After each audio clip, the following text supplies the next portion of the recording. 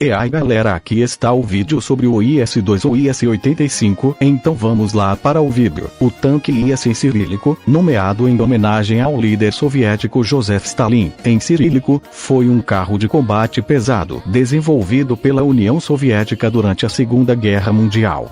Os tanques da série IS foram desenvolvidos como uma espessa blindagem, visando garantir a sobrevivência perante os canhões de 88 mm KWK alemães.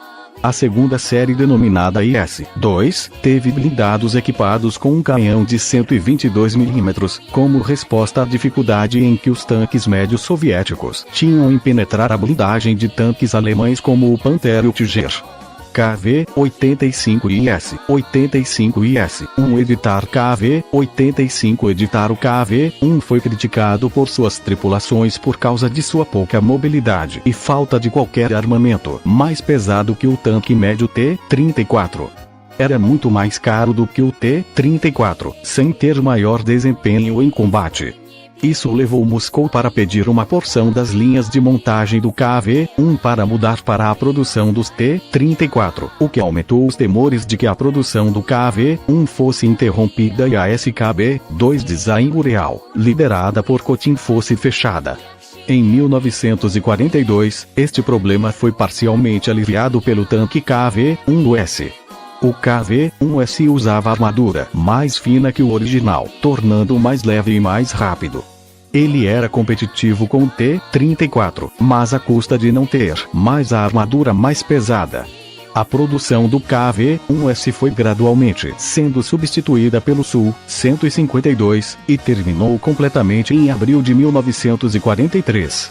A captura de um tanque alemão Tiger em janeiro de 1943 conduziu a uma decisão de desenvolver um novo tanque pesado, que foi dado o nome de código Object 237. Antes do Object 237 entrar em produção, a luta intensa entre tanques no verão de 1943 exigiu uma resposta. A equipe de Dukov foi instruída a criar um tanque KV alternativo, o KV-85, que estava armado com um canhão 52K, derivado do Su-85, de 85 mm DT5, que se mostrou capaz de penetrar o Tiger a partir de 1000 metros. O KV-85 foi criado pela montagem da torre do Object 237, em um casco do KV-1S modificado. Isto exigiu aumentar o diâmetro do anel por adição de filetes de torreta para os lados do casco. O operador de rádio foi removido e no seu lugar foi inserido uma prateleira de munição para munição maior de 85 mm. Em seguida, a metralhadora foi transferida para o lado oposto do condutor e fixada no seu lugar para ser operado pelo próprio condutor. A indústria soviética foi, portanto, capaz de produzir um tanque pesado igualmente bem armado como o Tiger antes do final de 1943. Houve um curto ciclo de produção de 148 unidades do KV-85, que foram enviados para o fronte em setembro de 1943, com a produção terminando em dezembro de 1943. O IS-85IS, um protótipo completo do Object 237, era em si uma evolução cancelada do KV-13, um outro protótipo. Este protótipo foi aceito para a produção como o tanque pesado IS-85. As primeiras entregas foram feitas em outubro de 1943 e imediatamente entrou em serviço. A produção terminou em janeiro de 1944. A sua designação foi simplificada para IS-1 após a introdução do IS-122, o que em si foi redesignado para IS-2, para fins de segurança.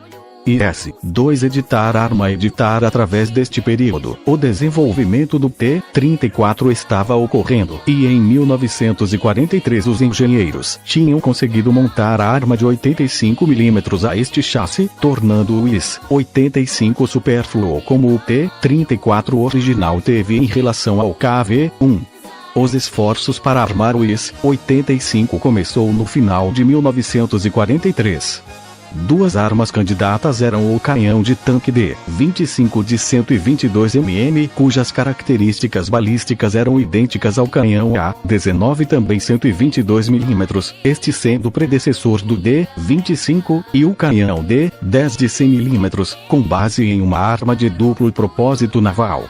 O D-10 foi projetado para o fogo antitanque e tinha melhor penetração de blindagem do que o A-19, 185 mm em comparação com 160 mm, mas o calibre menor significava que tinha um projétil autoexplosivo menos útil. Além disso, o D-10 era uma nova arma com poucas unidades disponíveis, enquanto houve excesso na capacidade de produção do A-19 e suas munições.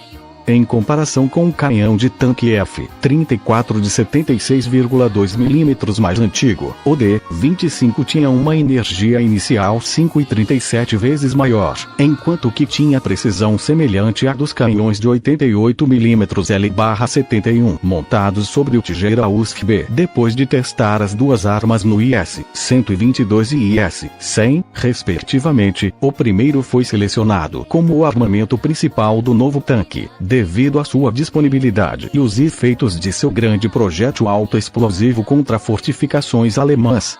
O D-25 utilizava uma carga de munição e pólvora separados, resultando em uma menor taxa de disparo e capacidade de munição reduzida, ambas sérias desvantagens em combate tanque a tanque.